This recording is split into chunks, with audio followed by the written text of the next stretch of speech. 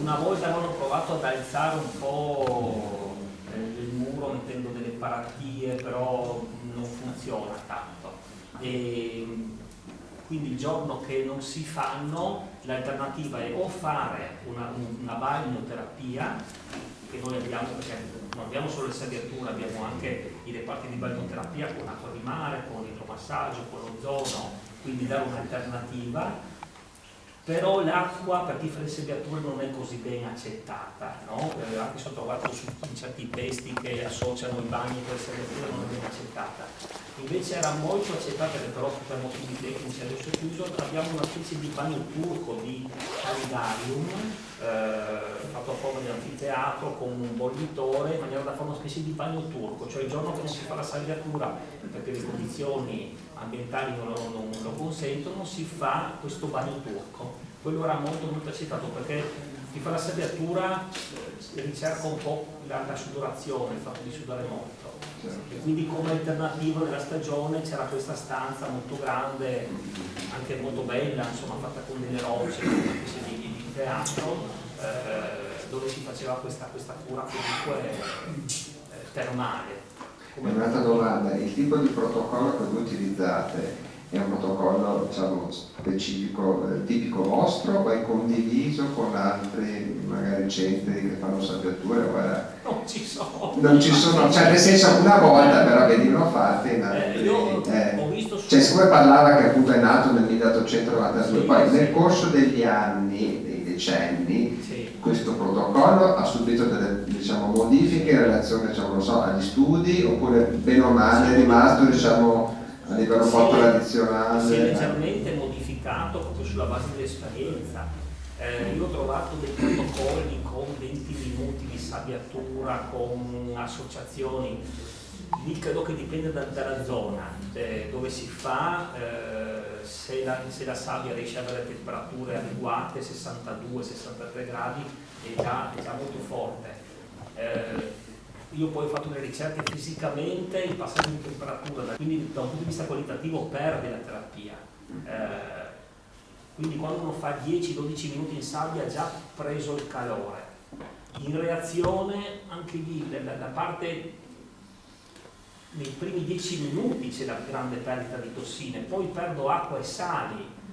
Quindi fare una reazione tanto lunga non ha tanto senso, vedo solo che a stressare il corpo, perché non è una seduta singola, cioè non è che vado in sauna, mi faccio la... Quanto ha accennato il professor Punzi all'inizio della sua relazione, non dimentichiamo che le sabbiature vanno inserite in un concetto più ampio di talassoterapia, e qui secondo me andrebbe anche sottolineato il benefico effetto sullo scheletro, sulle ossa, vista l'epidemiologia dell'osteoporosi, cioè anche questo non va assolutamente dimenticato.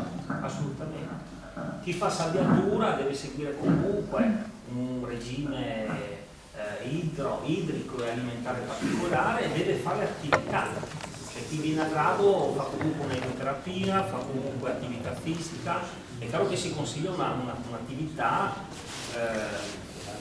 blanda, non intensa, cioè non deve andare a farmi una maratona, ma quando fa una bella passeggiata la mattina e la sera ha già ricevuto un bello stimolo, no? Anche la parte dell'ossificazione, del metabolismo osseo.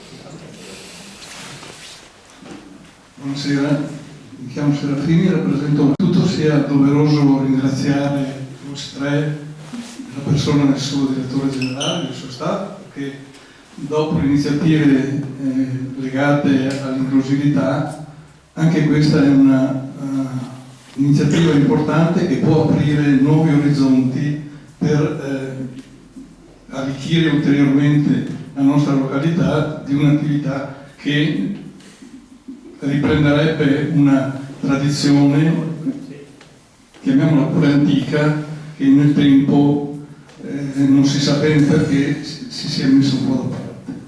Allora la mia domanda è questa: nel momento in cui un'azienda del nostro settore, che può essere un campeggio o uno stabilimento balneare, intendesse inserire fra i suoi servizi anche questo tipo di attività, quale può essere il supporto da chiedere, o che è logico chiedere all'US3 per portare in porto questa iniziativa. Grazie. Da un punto di vista economico o tecnico delle persone? Più tecnico. Se il direttore generale mi consente,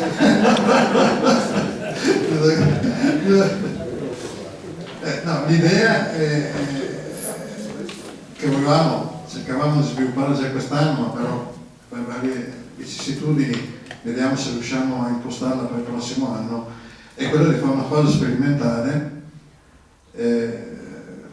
qui a Sottomarina dentro un percorso, come era stato ipotizzato, riabilitativo, per cui con un percorso ricompreso nei livelli essenziali di assistenza e quindi controllato da un punto di vista sanitario, col supporto ovviamente dei nostri sanitari, e vedere se è possibile dare questa offerta, se volete provare a giocare questa partita, che ovviamente per la parte, diciamo, alberghiera, tra virgolette, resta a carico della persona. Come azienda non possiamo, però piuttosto di essere degente all'interno dell'ospedale da Roncato e degente all'interno di una struttura più accogliente, e fa lo stesso trattamento terapeutico con l'aggiunta, che non è da poco, di queste terapie complementari.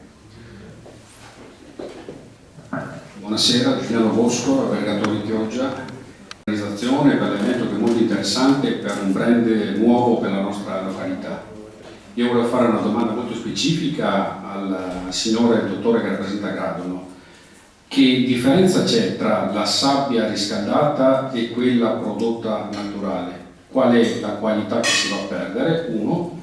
E due, i tempi che si rigenera la sabbia, cioè se uno ha fatto la sabbiatura, quanto tempo perché sia igienicamente possibile rifare questo tipo di sabbiatura? Questo lo dico perché se vogliamo fare un investimento non può essere legato solamente al sole, però dovremmo dare su una direttiva, come diceva il signore, che bisogna andare verso il relax, il benessere, tutto quello che viene dietro. Noi se facciamo degli investimenti dobbiamo capire anche queste cose, altrimenti rimangono degli investimenti molto piccoli, infatti, anche se sono deboli. Grazie.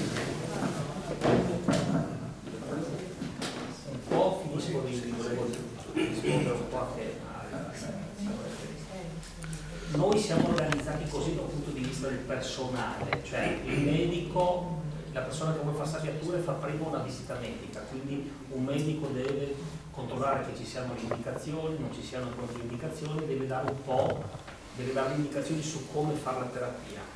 Nello stabilimento vero e proprio noi non siamo presenti, cioè io lavoro vicino, dove ci fanno le sabbiature c'è personale, abbiamo i bambini che preparato, c'è un infermiere che naturalmente deve sapere bene il pronto soccorso, deve essere in grado di fare gli SI, cioè, perché c'è quel rischio lì, ed è continuamente in contatto con noi, per cui ci avvisa, guarda c'è una diminuzione di pressione, cosa faccio, lo metto, non lo metto. Noi siamo vicini, in qualsiasi momento diciamo, facciamo una specie di guardia, in qualsiasi momento possiamo andare a controllare le condizioni, però non siamo sempre presenti proprio sul campo, quindi basta la prima visita, però deve essere fatto veramente. Sul discorso della sabbia, il sole è un purificatore grande, quindi c'è la ionizzazione di mezzo che un qualsiasi tipo di forno di riscaldamento artificiale non la fa, e probabilmente quello che dà l'in più alla sabbia. E poi c'è il contatto con l'aria, con microelementi.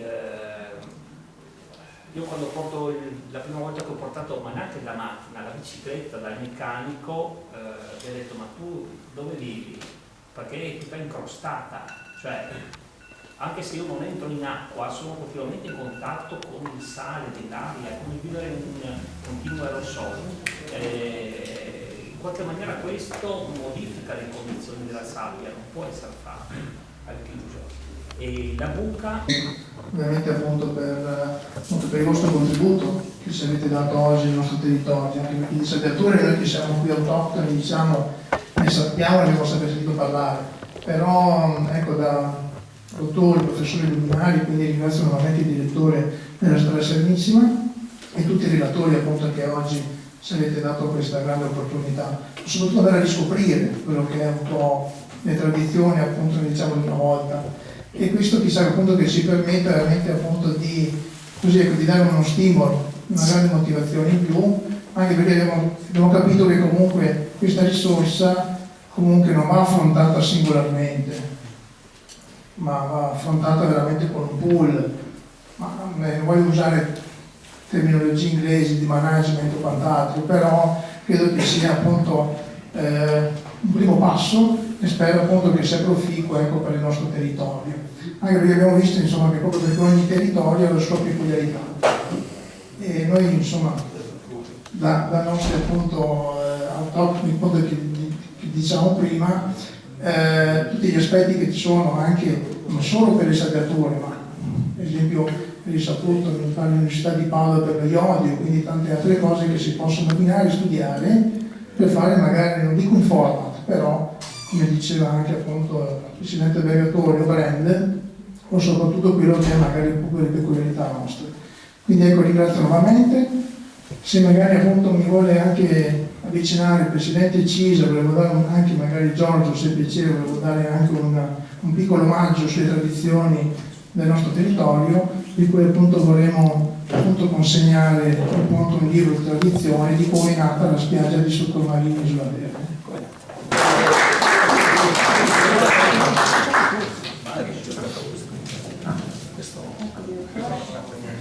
Venite, venite, c'è questo momento qua. Sì, sì.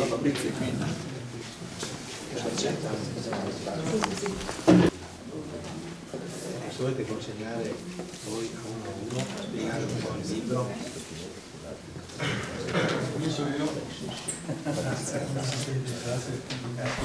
Grazie.